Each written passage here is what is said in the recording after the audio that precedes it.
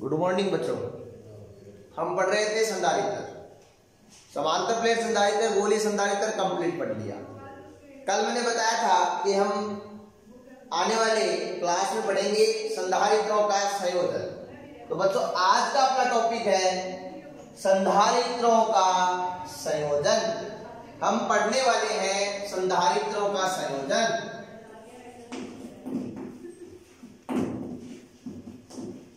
संधारित्रों का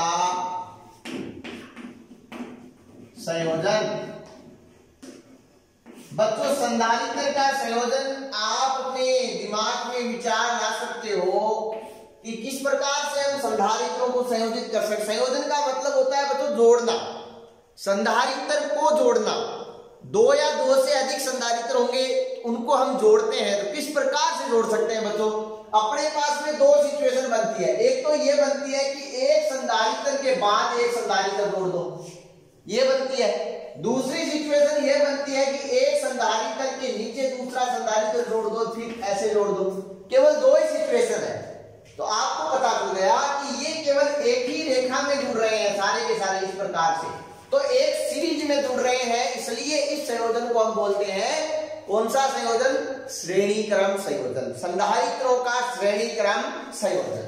यहां पर ये समान अंतर पे जुड़ रहे हैं, इसलिए इन्हें बोला जाता है समांतर क्रम संयोजन। तो बच्चों पहले हम पढ़ते हैं श्रेणी क्रम संयोजन। हम संधारित्रों का कौन सा संयोजन पढ़ने जा रहे हैं? श्रेणी क्रम संयोजन पढ़ने जा रहे हैं।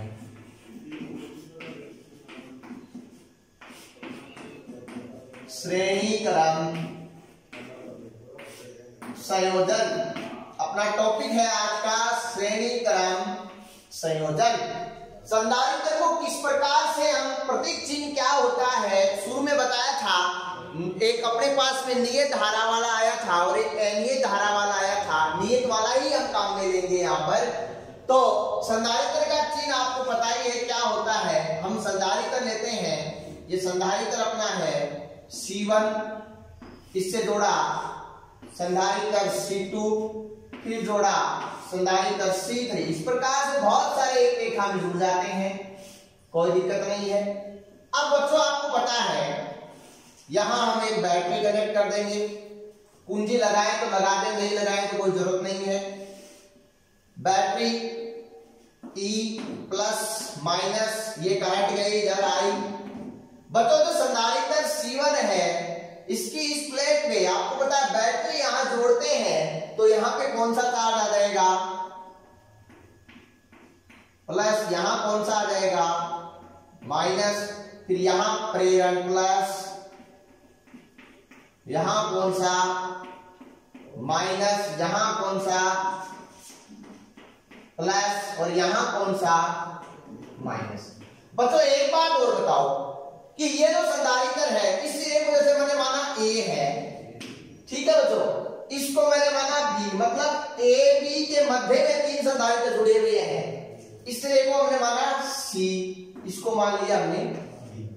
तो यहां पर आपको पता है इसका विभवांतर अलग होगा, इसका अलग होगा और इसका अलग होगा, लेकिन आवेश जितना यहां से मिल रहा है सबको उतना ही मिल रहा है। आवेश हर पे समान है, मतलब इसका भी आवेश Q, इसका भी आवेश Q और इसका भी आवेश Q, लेकिन विभवांतर इसके सिरों के मध्य का विभवांतर कितना? ये धारिता इसकी C1, इसका विभवांतर V1, धारिता इसकी C2, विभवांतर V2, धारिता C3, विभवांतर V3। बच्चों अब तक बताओ किसी के कोई दिक्कत है क्या? मेरे हिसाब से ऐसी कोई दिक्कत नहीं है इसमें। समझ नहीं मुझे बात? विभवांतर अलग अलग कैसे? ये दो अन्य सिरों के बीच में जुड़ा हुआ है, ये दो अन्य के बीच में जुड़ा हुआ है, ये दो अन्य के बीच में जुड़ा हुआ है। इनके विभव का अंतर कुछ और होगा, इनका अंतर कुछ और होगा और इनका अंतर कुछ और होगा, तो विभवांतर से नहीं हो सकता। बट आवेश यहां से जा रहा है, प्रेरण के द्वारा आवेश आगे से आगे बढ़ रहा है, तो आवेश का मान हर जगह क्या होगा? समान। या हम ऐसा भी बोल सकते हैं डेफिनेशन में कि हम क्या करते हैं, दो या दो से अधिक समान आवेश के संधारित्र को एक के बाद में एक इस प्रकार से जोड़ते हैं कि पहले संधारित्र की प्लेट का जो ऋणावेश प्लेट है वो दूसरे संधारित्र की धनावेश प्लेट के पास होनी चाहिए। समझ में आई बात? तो इस प्रकार के संयोजन को हम कौन सा संयोजन कहते हैं? श्रेणी क्रम संयोजन कहते हैं। या आप यहां से इस प्रकार से समझ सकते हो, वो अपने ऊपर डिपेंड करता है कि हम किस तरीके से समझते हैं। देखो बच्चों, अपना मकसद क्या है? श्रेणी क्रम संयोजन में हमने प्रतिरोधों का संयोजन 10th क्लास में पढ़ा था। वहां पर अपना मकसद था संयोजन का तुल्य प्रतिरोध ज्ञात करना। यहां पर अपना मकसद है संयोजन की तुल्य धारिता ज्ञात करना। बच्चों, हमें धारिता ज्ञात करनी है, संयोजन की तुल्य धारिता। किस प्रकार से ज्ञात कर सकते हैं? देखना, अपने पास में ये बैटरी है, इसका विभवांतर टोटल ई, मतलब हम V के बराबर मान सकते हैं, ठीक है। और यहां पर धारिता की परिभाषा से आप जानते हो C बराबर Q अपॉन में। बट बच्चों, आपको पता है आवेश का मान हर जगह समान है कि नहीं है बच्चों? ठीक है ना, आवेश का मान हर जगह क्या है? समान है। टोटल आवेश Q है और हर जगह आवेश समान है। देख के जाना किस प्रकार से। देखो इधर, अब हम बात करते हैं विभवांतर। विभवांतर ये, अब सबसे पहले जैसे हम C1 निकाले बच्चों, क्या निकाले? C1। कैसे निकाल सकते हैं? आवेश Q, विभवांतर V1। देखना कैसे निकाल सकते हैं। या V1 निकाल ले, कोई फर्क नहीं पड़ेगा। तो यहां से V निकाला जाए, यहां से विभवांतर निकाला जाए, तो वो कितना आएगा? V बराबर Q अपॉन में C आएगा। समझ में आई बच्चों बात?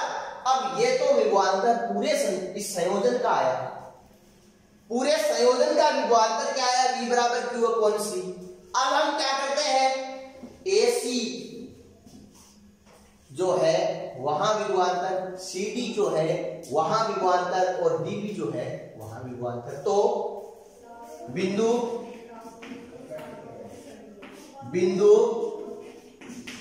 A व C के मध्य विभवांतर, बिंदु A व C के मध्य विभवांतर कौन सा आएगा? मैंने माना यहाँ पर V1 मान रखा है तो V1 ले लिया, आवेश का मान Q है तो Q ले लिया, धारिता का मान C1 है तो C1 ले लिया। इसको बोला समीकरण नंबर 1, इसको बोला समीकरण नंबर 2। ठीक है बच्चों, इसी प्रकार से बिंदु C व D के मध्य विभवांतर, बिंदु C व D के मध्य विभवांतर, वो कितना होगा? V2। आवेश का मान कितना है? Q। धारिता का मान कितना है? C2। समीकरण नंबर 3 हो गई बच्चों। इसी प्रकार D व, अपन D बिंदु बोल सकते हैं, बिंदु D बोल सकते हैं। बिंदु D व कौन सा है? B बिंदु, सॉरी यहां लिखा है हमने B, ये कहां का बिंदु है? यहां। बिंदु C व D के मध्य विभवांतर। अब हम निकाल रहे हैं बिंदु D व B के मध्य विभवांतर।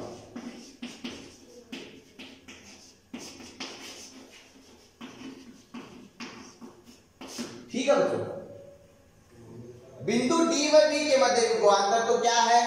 V3 Q अपॉन में C3। समीकरण नंबर देख लो भैया से, Q अपॉन में C3 समीकरण क्या हो गया?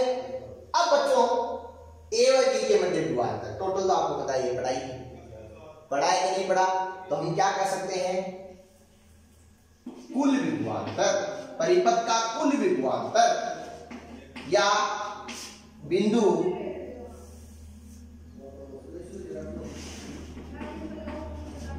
A व B के मध्य विभवांतर क्या है? V बराबर V1 plus V2 plus V3। ठीक है बच्चों, वैल्यू रखनी है सारी। कहां से रखेंगे? समीकरण 1, 2, 3 व 4 से मान रखने। वैसे बच्चों इसका कोई काम नहीं रहा, हटाना पड़ेगा, जगह कम है अपने पास में।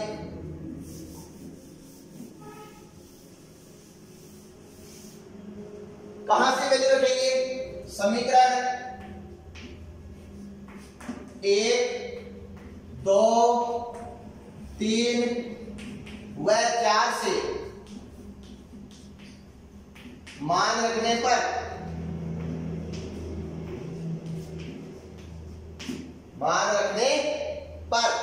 क्या आएगा, इसका मान क्या है Q अपॉन में C, फिर इसका कितना है Q अपॉन में C1, Q अपॉन में C2 और प्लस में Q अपॉन में C। बच्चों कॉमन क्या आ रहा है, यहां पर Q आ रहा है, जो कॉमन आ रहा है उसको कॉमन लो, शेष क्या रहा वो रख दो। Q से Q को डिलीट कर दो, कैसे करेंगे, कैंसिल हो जाएगा, ये बराबर है दोनों तरफ, क्या बचा वो रख दो। अब 1 अपॉन में C बराबर 1 अपॉन में C1 प्लस 1 अपॉन में C2 प्लस 1 अपॉन में C3। ये क्या है बच्चों, श्रेणी क्रम संयोजन की तुल्यता। श्रेणी क्रम संयोजन की तुल्य धारिता हमने ज्ञात कर ली है। संधारित्रों का जब श्रेणी क्रम संयोजन करते हैं तो तुल्य धारिता अपने पास में 1 अपॉन C बराबर 1 upon C1 plus 1 upon C2 plus 1 upon C3। बच्चों अगर ये 3 की जगह n संधारित्र श्रेणी क्रम में जुड़े हो तो तुल्य धारिता क्या होती है, 1 अपॉन C बराबर 1 upon C1 plus 1 upon C2 plus देश 1 अपॉन चलता रहता, जितने जुड़े हैं वो जोड़ दो इसमें, ठीक है बच्चों। तो ये है जब n जुड़े हुए हो। बच्चों जब सभी संधारित्र समान धारिता के हो, सभी संधारित्र समान धारिता के हो, मतलब n संधारित्र जुड़े हैं लेकिन धारिता सबकी समान हो, तो कैसे होगा, 1 अपॉन C बराबर 1 अपॉन C, ये इक्विवेलेंट है, 1 अपॉन C देश 1 अपॉन C। तो क्या हो जाएगा, ये टोटल टर्म कितनी n, तो 1 अपॉन C इक्विवेलेंट बराबर क्या हो जाएगा n अपॉन में, आई बात समझ में। तो ये है अपना संधारित्रों का श्रेणी क्रम संयोजन। अगला टॉपिक आता है इसी में अब अपना संधारित्रों का समांतर क्रम संयोजन। ठीक है बच्चों, चलते हैं संधारित्रों के समांतर क्रम संयोजन में।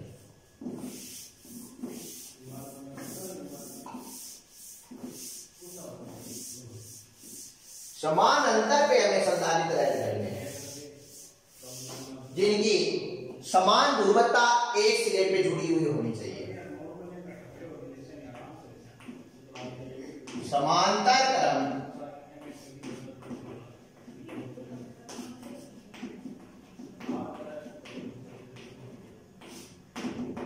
संयोजन, ठीक है बच्चों। ये संधारित्र है, धारिता C1 है, ये संधारित्र है, धारिता C2 है, ये संधारित्र है, धारिता C3। सबको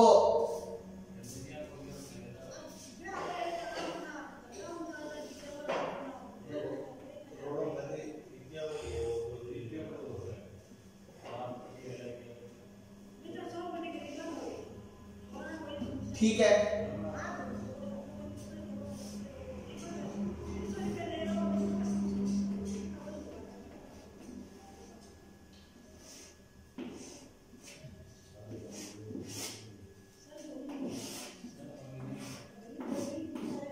ये लो V वोल्ट विभवांतर की बैटरी जोड़ी है, प्लस माइनस करंट आई जा रही है इससे। यहां पर बच्चों आप देखना करंट यहां पर 3 पार्ट में डिवाइड होती है, और जैसे ही करंट डिवाइड होती है तो आपको पता है चार्ज क्या होगा, डिवाइड होगा कि नहीं होगा। चार्ज पहले यहां टोटल Q था, अब करंट डिवाइड हो गई, मतलब इससे करंट I1, इससे करंट I2, इससे करंट I3, तो चार्ज चेंज हो गया, plus plus plus plus plus plus minus minus. ध्यान रखना ये ध्रुवता चेंज मत कर देना है। समान ध्रुवता के कैपेसिटर एक सिरे से और विपरीत ध्रुवता के कैपेसिटर दूसरे सिरे से जुड़ते हैं, उस संयोजन को हम समांतर क्रम संयोजन कहते हैं। चार्ज आपको पता है कि अब चेंज हो गया, इसका चार्ज कितना हो गया Q1, इसका चार्ज कितना हो गया Q2, इसका चार्ज कितना हो गया Q3। वापस गया, फिर यहां जाके मिल गया तो वापस I करंट हो गई, चार्ज वापस Q हो गया। ठीक है बच्चों, अब विभवांतर की बात करते हैं। सारे के सारे संधारित्र दो ही बिंदुओं के मध्य लगे हुए हैं, A और B के मध्य, मतलब सबका विभवांतर क्या है समान। इसका भी V, इसका भी V और इसका भी विभवांतर सबका समान है। धारिता हमने अलग अलग लेके चले हम लोग, और आवेश सबका क्या हुआ अलग अलग। तो धारिता की परिभाषा से आप जानते हो C बराबर क्या होता है Q अपॉन में V। और बच्चों यहां से जब आवेश निकाला जाता है तो क्या आता है C इंटू V, समीकरण नंबर 1। ठीक है बच्चों, तो संधारित्र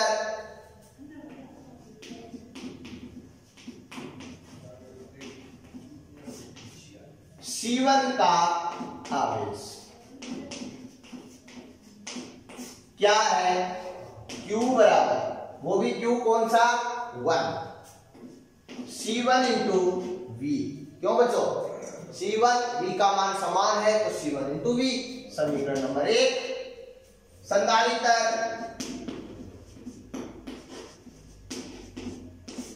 C2 का आवेश क्या आएगा Q2 कितना C2 इंटू V, समीकरण नंबर 2।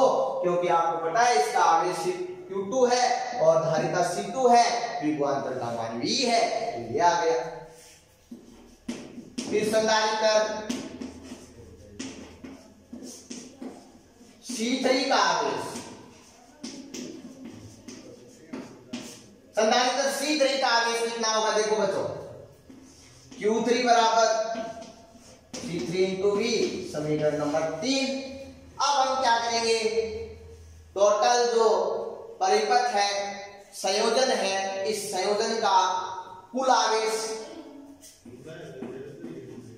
संयोजन का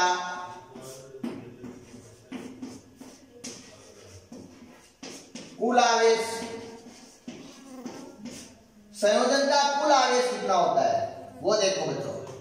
कुल आवेश Q बराबर Q1 plus Q2 plus Q3। ठीक है बच्चों, समीकरण 1,